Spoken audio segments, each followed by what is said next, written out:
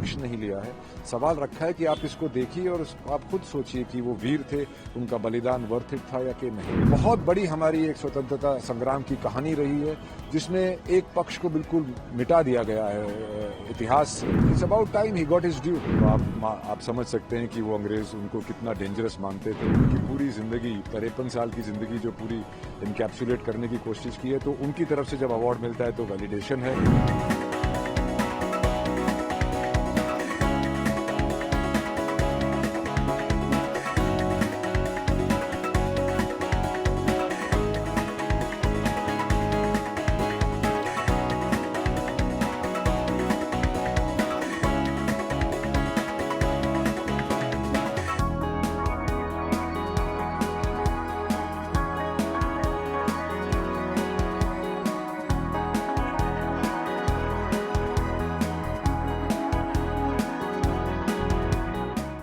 सावरकर की birth anniversary है जी।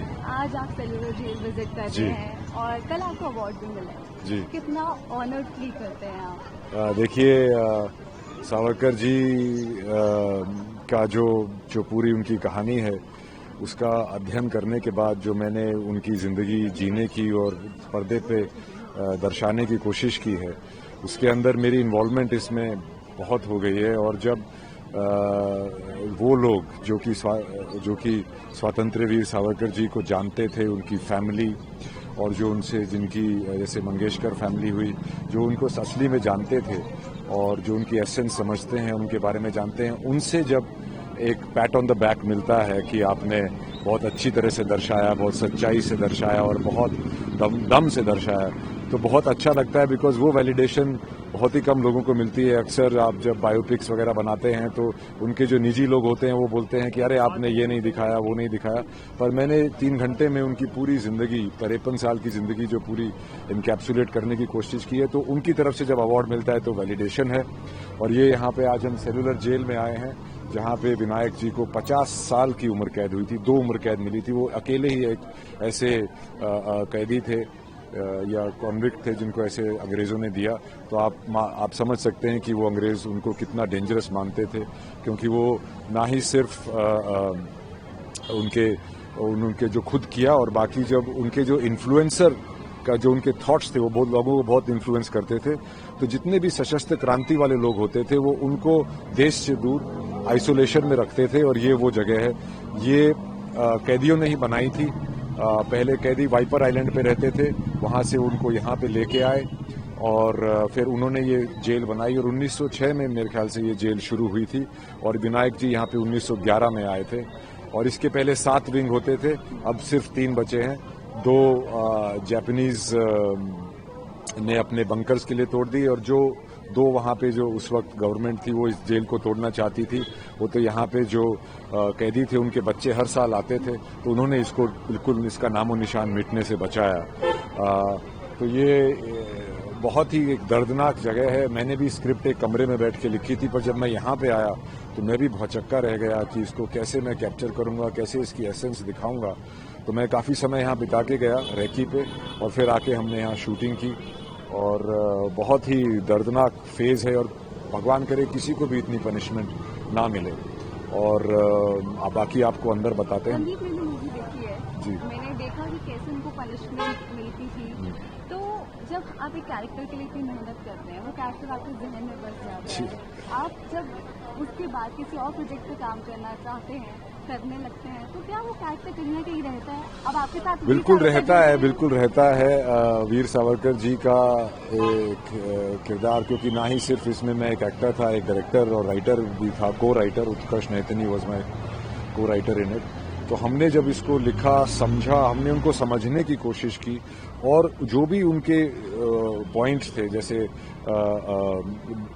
Bell petition हुई, काला पानी हुआ, गांधी हत्या में जो उनका नाम आया था, हिंदुत्व, वो सारी चीज़ें मैंने कवर करने की कोशिश की। और मैंने सिर्फ सवाल रखा है, मैंने कोई पक्ष नहीं लिया है। सवाल रखा है कि आप इसको देखिए और आप खुद सोचिए कि वो वीर थे, उनका बलिदान वर्थ इट था या कि नहीं। में काफी लोगों ने अप्रोच भी किया, बट आपने सबको बहुत happy देखिए किया। सब ने वही चीजें सुनी हुई हैं, वही बातें करते रहते हैं, माफी वीर ये वो। अरे आप पिक्चर देखिए, उनके बारे में कुछ पढ़िए, कुछ अध्ययन कीजिए तो आपको समझ में आएगा। और उस वक्त जो परिस्थितियां थीं, मैंने अपनी पिक्चर में यही दिखाने की कोशिश की है कि जो भी इंसान होता है वो अपनी परिस्थितियों का नतीजा होता है।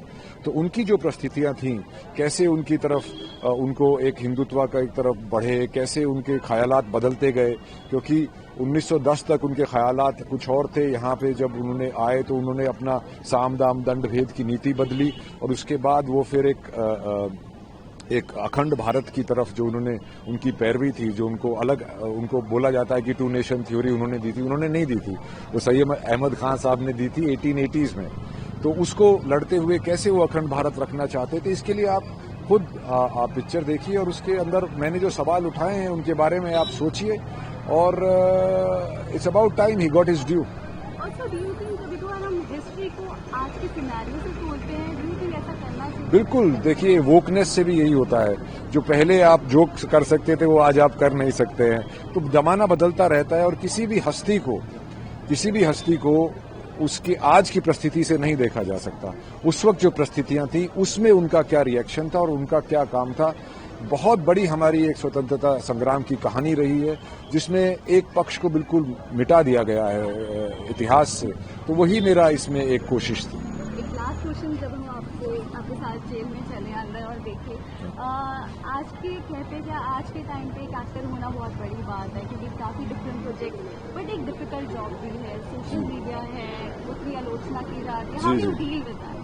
देखिए, मैंने अपनी पिक्चर जो मुझे रिसर्च में मेरे को सच्चाई दिखी, मैंने उसको दिखाने की कोशिश की, क्योंकि आप 3 घंटे में पूरी जिंदगी नहीं बता सकते हैं, तो उसके अंदर कुछ क्रिएटिव लिबर्टीज आपको लेनी पड़ी।